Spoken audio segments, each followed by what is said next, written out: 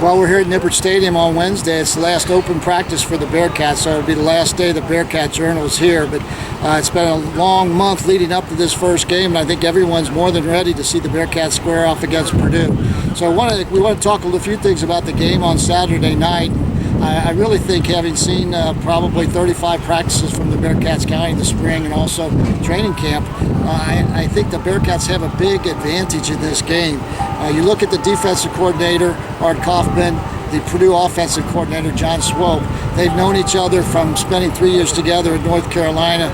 So I'm going to kind of give that a wash. I think that the real advantage that the Bearcats are going to have is Eddie Gran as a first-time offensive coordinator versus Greg Hudson, who's been a defensive coordinator at Minnesota for 4 years and also at East Carolina with Skip Holtz for a number of years.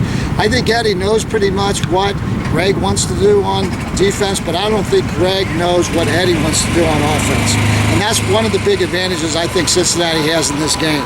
Also, the home field is going to be crowded. It's going to be a sellout.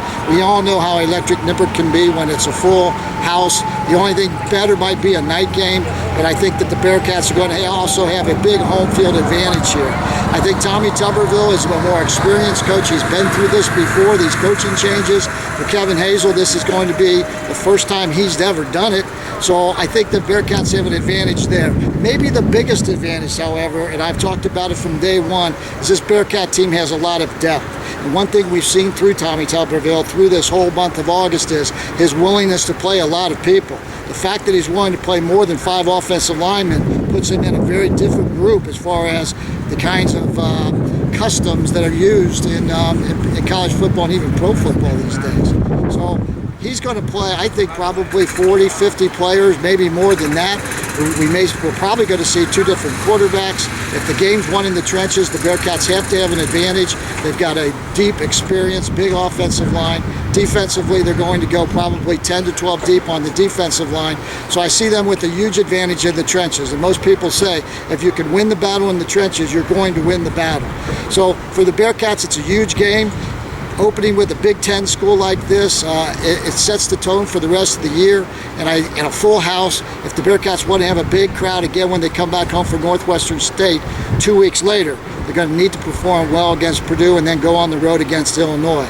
Probably a trivia question, and I don't know the answer to it, but when was the last time the Bearcats beat 2 Big Ten teams in one season? Well, that's what they're going to have the opportunity to do in these first 2 weeks. One here and one on the road. If they can do that, then I think they've crossed a huge hurdle in their schedule, and the momentum, if they can stay healthy, I think they've got a really good chance of going to a BCS bowl game. If, of course, they'd have to beat Louisville at the end, but that's going to be another big game for the Bearcats. So here we are at Nippert Stadium, less than 72 hours before the big kickoff. Bearcat Journal, thanks for all those people that have supported us through times, and especially in August, and we're looking forward to a big Saturday afternoon against Purdue on Saturday afternoon.